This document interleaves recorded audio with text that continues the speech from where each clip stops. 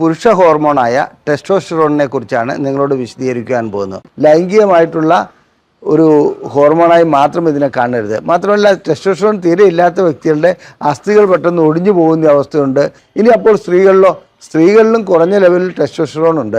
അതുകൊണ്ട് ടെസ്റ്റോസ്റ്ററോണിൻ്റെ അളവ് കൂടുകയാണെങ്കിൽ അവരിലും മീശ വരുന്നതായി കാണാം, അതുപോലെ അസ്ഥാനത്തൊക്കെ രോമം ഉണ്ടാകുന്നതായി കാണാം. മറ്റൊരിതുണ്ട്, നായ്ക്കുറണപ്പൊടി, അമുക്കുരം, ഇങ്ങനെയുള്ള ഈ ആയുർവേദത്തിലൊക്കെ ഉപയോഗിക്കുന്ന ചില ഔഷധങ്ങളുണ്ട്. അതും ടെസ്റ്റോസ്റ്ററോൺ ഉയർത്താൻ സഹായിക്കുന്നുണ്ട്. അപ്പോൾ ലൈംഗികത നഷ്ടപ്പെടുന്നതിന് ടെസ്റ്റോസ്റ്ററോൺ ചികിത്സ മാത്രം പോരാ, എന്താണ് അതിൻ്റെ കാരണമെന്ന് കണ്ടുപിടിച്ച് അതിനുള്ള ചികിത്സ നൽകുകയാണ് വേണ്ടത്.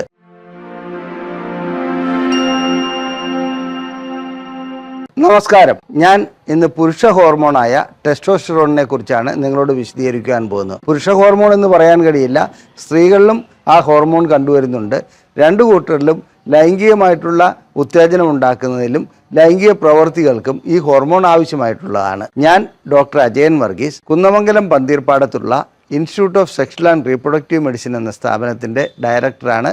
International association of sexual medicine practitioners modern medicine എന്ന അസോസിയേഷൻ്റെ അഖിലേന്ത്യാ ചെയർമാനുമാണ്. എന്താണ് ടെസ്റ്റോസ്റ്ററോൺ? ഇത് കേവലം ഒരു ലൈംഗിക ഹോർമോണായിട്ടാണ് നാം എല്ലാവരും കരുതുന്നത്. അത് തെറ്റാണ്. ലൈംഗിക ഹോർമോൺ മാത്രമല്ല, ലൈംഗികമായിട്ട് ഇതിന് ഒട്ടനവധി കർമ്മങ്ങൾ നിർവഹിക്കുവാനുണ്ട്. എന്നിരുന്നാലും ലൈംഗിക ഹോർമോൺ മാത്രമല്ല ഇത്.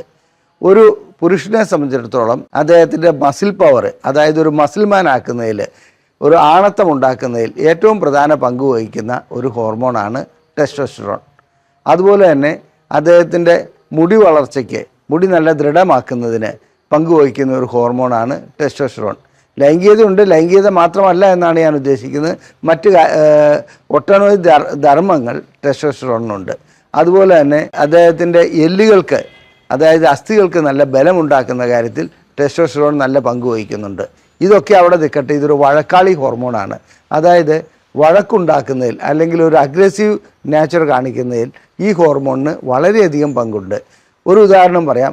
ഒരു 18 വയസ്സായ ചെറുപ്പക്കാരൻ റോഡിൽ കൂടി നടന്നു പോകുമ്പോൾ ഏതെങ്കിലും ഒരുത്തൻ നീ എങ്ങോട്ടാടാ പോകുന്നു എന്ന് ചോദിച്ചാൽ അവരോട് വഴക്കുണ്ടാക്കുവാനുള്ള പ്രവണത ഈ ഹോർമോൺ ഉള്ളതുകൊണ്ടാണ് ഉണ്ടാകുന്നത്. അതേസമയത്ത് ഒരു 45 or 50 വയസ്സായ വ്യക്തി അത് ഗൗനിക്കാതെ പോവുകയും ചെയ്യും.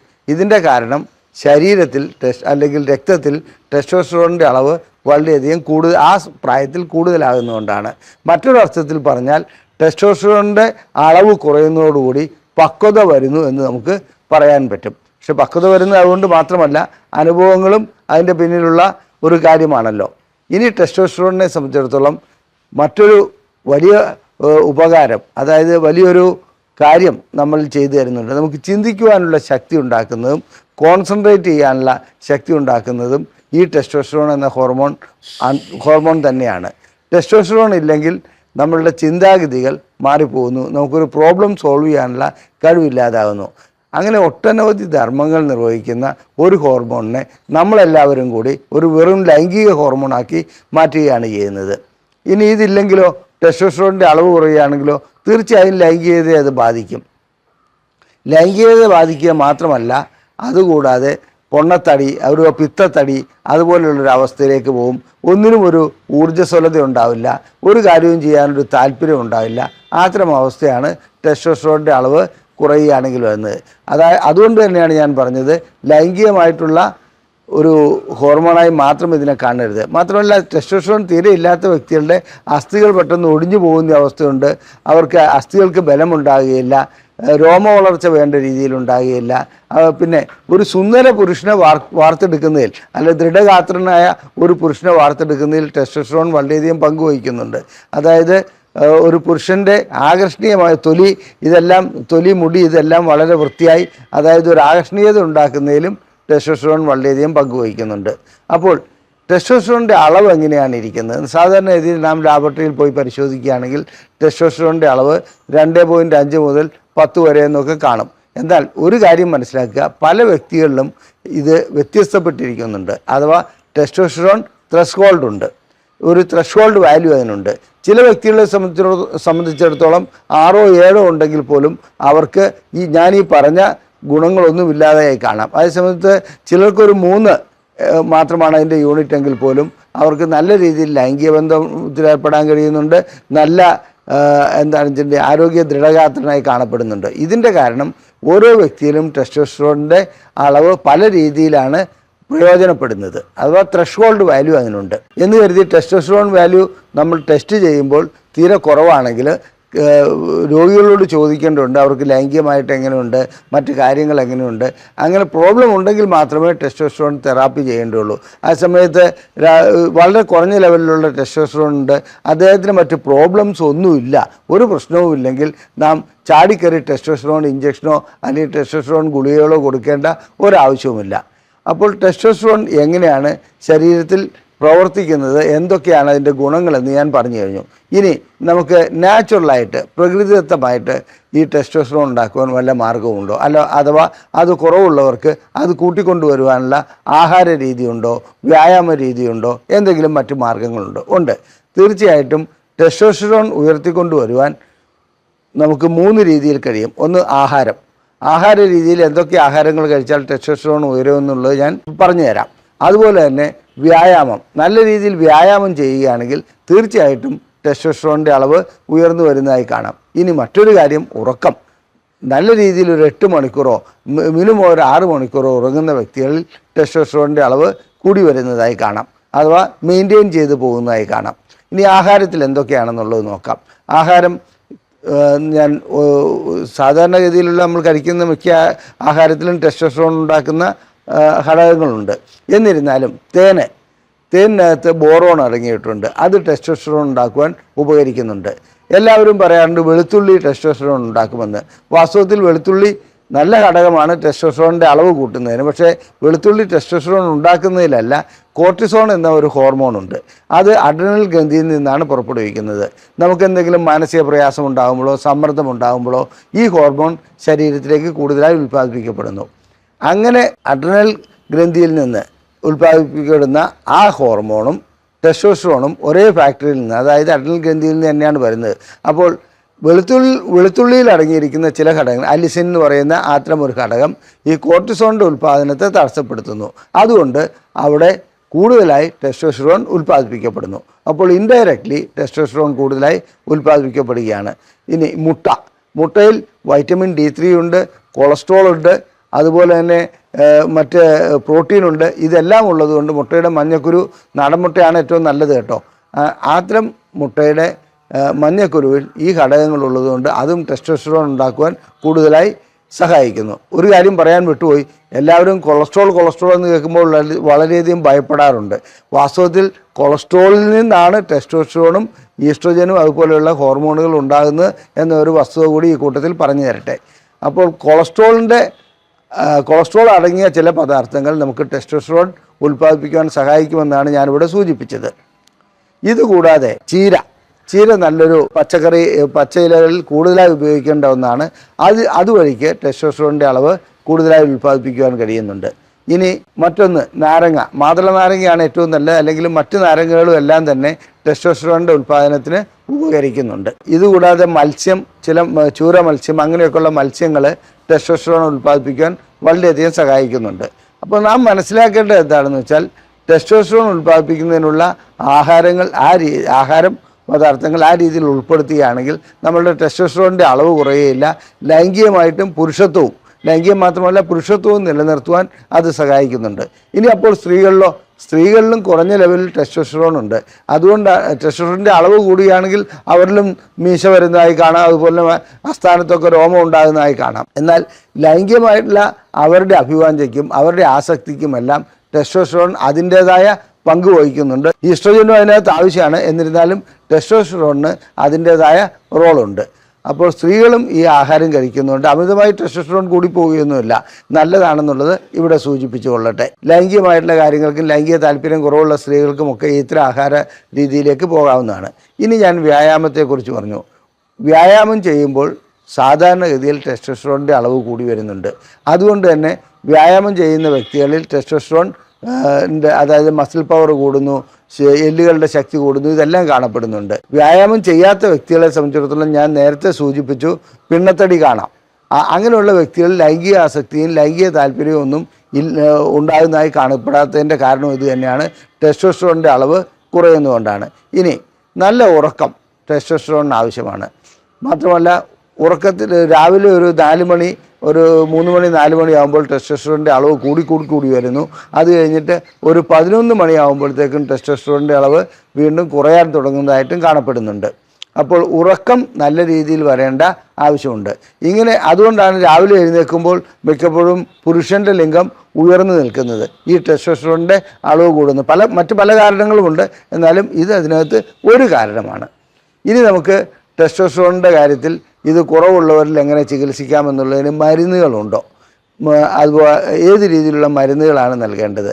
സാധാരണഗതിയിൽ ഡയറക്റ്റായിട്ടുള്ള മരുന്നുകൾ നൽകുന്നതല്ല അതിന് ഉത്തമം. കാരണം ഈ ടെസ്റ്റോസ്റ്ററോൺ ഗുളികകളോ അല്ലെങ്കിൽ ഇഞ്ചക്ഷനോ ഡയറക്റ്റായി നൽകുകയാണെങ്കിൽ, അത് നേരിട്ട് ആ രീതിയിലേക്ക് നൽകുകയാണെങ്കിൽ മിക്കപ്പോഴും ഉണ്ടാക്കുന്ന പ്രശ്നം എന്താണെന്ന് വെച്ചാൽ അത് നിർത്തുന്നതോടുകൂടി വീണ്ടും ടെസ്റ്റോസ്റ്ററോണിൻ്റെ അളവ് വളരെയധികം കുറയുന്നതായി കാണാം. മാത്രമല്ല കുട്ടികളാകാത്ത വ്യക്തികളെ സംബന്ധിച്ചിടത്തോളം ഇങ്ങനെ ടെസ്റ്റോസ്റ്ററോൺ ഇഞ്ചക്ഷൻ നൽകുകയാണെങ്കിൽ അല്ലെങ്കിൽ ഗുളികകൾ നൽകുകയാണെങ്കിൽ അവർക്ക് ടെസ്റ്റോസ്റ്ററോണിൻ്റെ അളവ് കുറയുന്നതോടുകൂടി ബീജാണുക്കൾ ഉണ്ടാകാനുള്ള സാധ്യത, ബീജാണുക്കളുടെ അളവ് കുറയാനുള്ള സാധ്യതയുണ്ട്. ഒന്നുകൂടി സൂചിപ്പിച്ചു, ടെസ്റ്റോസ്റ്ററോൺ ബീജാണുക്കളുടെ, ഒന്നുകൂടി പറഞ്ഞുകൊള്ളട്ടെ, ടെസ്റ്റോസ്റ്ററോൺ ബീജാണുക്കളുടെ അളവ് വളരെയധികം കൂട്ടുന്ന ഒരു ഹോർമോണാണ്. തീരെ ടെസ്റ്റോസ്റ്ററോൺ ഇല്ലെങ്കിൽ ബീജാണുക്കൾ ഉണ്ടാകുകയില്ല. അതുപോലെ തന്നെ ഇതിനെ നിയന്ത്രിക്കുന്നത്, ടെസ്റ്റോസ്റ്ററോണിൻ്റെ ഉൽപ്പാദനത്തെ നിയന്ത്രിക്കുന്നത് തലച്ചോറിലുള്ള പിറ്റ്യൂട്ടറി ഗ്രന്ഥിയാണ്. അവിടെ നിന്ന് അതിലെന്തെങ്കിലും പ്രോബ്ലം വരികയാണെങ്കിൽ, തകരാറുണ്ടാകുകയാണെങ്കിൽ ടെസ്റ്റോസ്റ്ററോണിൻ്റെ അളവ് കുറയും. അതിന് ടെസ്റ്റോസ്റ്ററോൺ മാത്രം നൽകുകയല്ല, ആ പിറ്റ്യൂട്ടറി ഗ്രന്ഥിയിൽ എന്താണ് തകരാറ്, അത് സ്കാനിങ്ങും മറ്റ് ടെസ്റ്റുകളും ചെയ്തിട്ട് നാം നോക്കേണ്ടതുണ്ട്. അതാണ് അതിനകത്ത് ഉള്ള മറ്റൊരു വസ്തുത. ഇനി ടെസ്റ്റോസ്റ്ററോൺ ഉൽപ്പാദിപ്പിക്കപ്പെടുന്നത് കൊളസ്ട്രോളിൽ നിന്നാണെന്ന് പറഞ്ഞു. കൊളസ്ട്രോളിൽ നിന്ന് DHEA ഉണ്ടാകുന്നു. DHEA എന്ന ഹോർമോണിൽ നിന്ന് ഒരു ഭാഗം ഈസ്ട്രോജൻ ഉണ്ടാകുന്നു, മറുഭാഗം ഇതിലേക്ക് വരുന്നു, ടെസ്റ്റോസ്റ്ററോണായി മാറുന്നു. അപ്പോൾ ടെസ്റ്റോസ്റ്ററോണിൻ്റെ ഉൽപ്പാദനത്തിന് നാം ആഹാര രീതി പറഞ്ഞു, വ്യായാമം പറഞ്ഞു, നല്ല ഉറക്കം പറഞ്ഞു. ഇതെല്ലാം ചെയ്തിട്ടും ശരിയാകാത്ത ഒരു അവസ്ഥ വരികയാണെങ്കിൽ തീർച്ചയായിട്ടും ലൈംഗികമായിട്ടുള്ള ആവശ്യം മാത്രമാണ്, അതായത് പ്രത്യുൽപാദനം, അതായത് കുട്ടികളൊക്കെ ഉള്ള ഒരു വ്യക്തിക്കാണെങ്കിൽ ടെസ്റ്റോസ്റ്ററോണിൻ്റെ ഇഞ്ചക്ഷനോ ഗുളികയോ അല്ലെങ്കിൽ ആ രീതിയിൽ തന്നെ പാച്ചുകൾ വരുന്നുണ്ട്, തൊലിയിൽ ഒട്ടിക്കാനുള്ളത് വരുന്നുണ്ട്, അതൊക്കെ ഉപയോഗിക്കുക. ഇന്ത്യയിലെല്ലാം ലഭ്യമായിട്ടില്ല. എന്നിരുന്നാലും പിന്നെ ഇപ്പോൾ പുതിയതായിട്ട് എന്നാണെന്ന് വെച്ചിട്ടുണ്ടെങ്കിൽ 3 മാസത്തേക്ക് ഒരു ഇഞ്ചക്ഷൻ ചെയ്താൽ ടെസ്റ്റോസ്റ്ററോണിൻ്റെ ലെവല് ശരിയായി നിൽക്കുന്ന രീതിയിലുള്ള ഇഞ്ചക്ഷൻ വിദേശ രാജ്യങ്ങളിൽ, അതായത് അമേരിക്കയിലും മറ്റും നിലവിൽ വന്നിട്ടുണ്ട്. ഇന്ത്യയിലേക്ക് അത് എത്തിയിട്ടില്ല. അതുകൊണ്ട് ടെസ്റ്റോസ്റ്ററോണിൻ്റെ കുറവ് വളരെയധികം ഉള്ള വ്യക്തികളെ സംബന്ധിച്ചിടത്തോളം ആ രീതിയിൽ ചികിത്സിക്കേണ്ടി വരാറുമുണ്ട്. ഇനി ലൈംഗികമായിട്ടുള്ള ഉത്തേജനത്തിന് ടെസ്റ്റോസ്റ്ററോൺ വളരെയധികം ആവശ്യമാണ്. ആ ടെസ്റ്റോസ്റ്ററോണിൻ്റെ അത് ബ്രെയിനിലും പ്രവർത്തിക്കുന്നുണ്ട്, ലിംഗത്തിലും പ്രവർത്തിക്കുന്നുണ്ട് ടെസ്റ്റോസ്റ്ററോൺ എന്ന ഹോർമോൺ. അതുകൊണ്ട് ബ്രെയിനിൽ അത് സ്റ്റിമുലേറ്റർ ആയിട്ടാണ് പ്രവർത്തിക്കുന്നത്, ലിംഗത്തിൽ അത് ദൃഢതയ്ക്ക് വേണ്ടി അത് പ്രവർത്തിക്കുന്നുണ്ട്. ഇങ്ങനെ ടെസ്റ്റോസ്റ്ററോൺ ഇല്ലാത്ത ഒരു വ്യക്തികളെ സംബന്ധിച്ചിടത്തോളം നാം നേരത്തെ സൂചിപ്പിച്ച രീതിയിലുള്ള എല്ലാം പരാജയപ്പെടുമ്പോൾ മറ്റു രീതിയിലുള്ള ഇഞ്ചക്ഷൻ അല്ലെങ്കിൽ ഗുളിക അല്ലെങ്കിൽ മറ്റു രീതിയിലുള്ള പാച്ചസ് ഇതെല്ലാം വഴി ചികിത്സിച്ചത് മാറ്റിയെടുക്കാൻ കഴിയുന്നുണ്ട്. സാധാരണ രീതിയിൽ ഞങ്ങളുടെ ക്ലിനിക്കിൽ എത്തപ്പെടുന്ന പല രോഗികളിലും ടെസ്റ്റോസ്റ്ററോണിൻ്റെ കുറവ് ഞങ്ങൾ കണ്ടുവരുന്നുണ്ട്. അതിന് ടെസ്റ്റോസ്റ്ററോൺ ഏത് രീതിയിൽ ഉയർത്തിക്കൊണ്ടുവരാമെന്നുള്ളതിന് ആദ്യപടിയായി ഞങ്ങൾ സ്വീകരിക്കുന്നത് ആഹാരവും ശരിയായിട്ടുള്ള ഉറക്കവും അതുപോലെ മാനസിക സമ്മർദ്ദമുണ്ടെങ്കിൽ അത് കുറയ്ക്കലും, അതുകൂടാതെ എന്താണെന്ന് വെച്ചാൽ നിവൃത്തിയില്ലാത്ത ഘട്ടത്തിൽ മാത്രമേ ഞങ്ങൾ ഗുളികകളിലേക്ക് പോകാറുള്ളൂ. ഇനി ഞാൻ നേരത്തെ സൂചിപ്പിച്ച മറ്റൊരിതുണ്ട്, നായ്ക്കുറണപ്പൊടി, അമുക്കുരം, ഇങ്ങനെയുള്ള ഈ ആയുർവേദത്തിലൊക്കെ ഉപയോഗിക്കുന്ന ചില ഔഷധങ്ങളുണ്ട്. അതും ടെസ്റ്റോസ്റ്ററോൺ ഉയർത്താൻ സഹായിക്കുന്നുണ്ട്. അതിവിടെ പറയാതെ പോകുന്നത് തെറ്റാണ്. കാരണം അത് നമ്മൾ സാധാരണ ഇതിൽ എല്ലാവരും ചോദിക്കുന്ന ഒരു കാര്യമാണ്. നായ്ക്കുറണപ്പൊടി കഴിച്ചാൽ എൻ്റെ ലൈംഗികത വീണ്ടെടുക്കാൻ കഴിയും. പക്ഷേ അത് മാത്രം പോരാ, അതിൻ്റെ കാരണം കണ്ടുപിടിക്കണം. വെറും ടെസ്റ്റോസ്റ്ററോൺ ആണെങ്കിൽ മാത്രമേ അത് ഉപകരിക്കുകയുള്ളൂ. ടെസ്റ്റോസ്റ്ററോൺ നോർമലായ വ്യക്തിക്ക് ഇങ്ങനെയുള്ള ചികിത്സ നൽകിയിട്ട് പ്രത്യേകിച്ച് ഗുണം കിട്ടാത്തത് അതുകൊണ്ടാണ്. ഇനി ഒരു വ്യക്തിക്ക് ലൈംഗികാസക്തി അമിതമാക്കുവാൻ വേണ്ടി ടെസ്റ്റോസ്റ്ററോൺ കുത്തിവെക്കുകയോ അല്ലെങ്കിൽ ഇഞ്ചക്ഷൻ ചെയ്യുകയോ ചെയ്യാമോ? അങ്ങനെ ചെയ്യുകയാണെങ്കിൽ സാധാരണ രീതിയിൽ ദോഷഫലങ്ങളാണ് ഉണ്ടാകുക. അദ്ദേഹത്തിന് മറ്റ് ബുദ്ധിമുട്ടുകളുണ്ടാകുകയും ഭാവിയിൽ അത് വലിയൊരു പ്രശ്നത്തിലേക്കും പോകും. ടെസ്റ്റോസ്റ്ററോൺ നോർമലാണെന്നുണ്ടെങ്കിൽ ടെസ്റ്റോസ്റ്ററോൺ തെറാപ്പി ഒരിക്കലും ചെയ്യരുത്.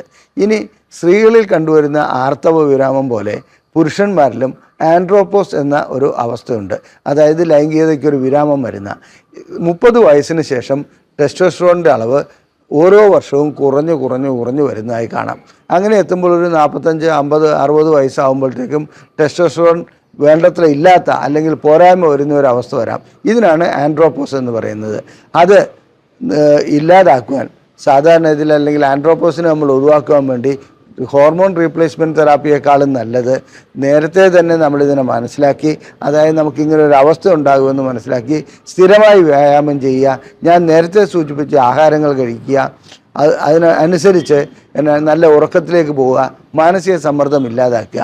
ഇനി അങ്ങനെ വന്നു കഴിഞ്ഞാൽ തന്നെ ഞങ്ങളെ സംബന്ധിച്ചിടത്തോളം ഞങ്ങളുടെ ക്ലിനിക്കിൽ എത്തുന്ന പല വ്യക്തികൾക്കും ഞങ്ങൾ ഇതോടൊപ്പം തന്നെ ടെസ്റ്റോസ്റ്ററോണിൻ്റെ ട്രീറ്റ്മെൻറ്റ് നടത്തി, ഹോർമോൺ റീപ്ലേസ്മെൻറ്റ് തെറാപ്പി നടത്തി ആ രീതിയിലുള്ള ലൈംഗികത വീണ്ടെടുക്കാൻ കഴിയുന്നുണ്ട്. പ്രായമാകും തോറും പ്രമേഹം വരാം, പ്രഷർ വരാം, കൊളസ്ട്രോൾ വരാം, അതുപോലെ തന്നെ സ്വാഭാവികമായും ടെസ്റ്റോസ്റ്ററോണിൻ്റെ അളവ് കുറയും. അതുകൊണ്ടാണ് ലൈംഗികത നഷ്ടപ്പെടുന്നത്.